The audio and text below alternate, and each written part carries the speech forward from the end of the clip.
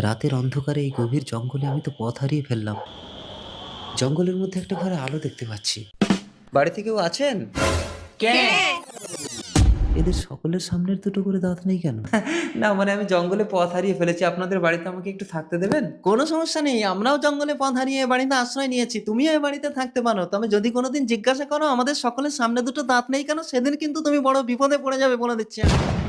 এই নিন বসুন, কি খাবেন বলুন। না না, কিছু খাবো না, আমাকে এক গ্লাস জল দাও। ঠিক আছে আনছি। একেই চুপি চুপি জিজ্ঞাসা করি এদের সকলের সামনে দুটো করে দাঁত নেই কেন।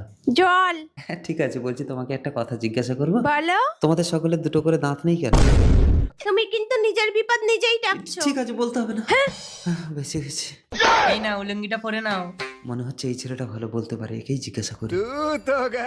ভাই তোমাকে একটা কথা জিজ্ঞাসা করবো। চুপ, আর একবার বলে দেখ। আমাদের সর্দার আজ রাতে তোমাকে আমার সাথে শুতে বলেছে, চলো।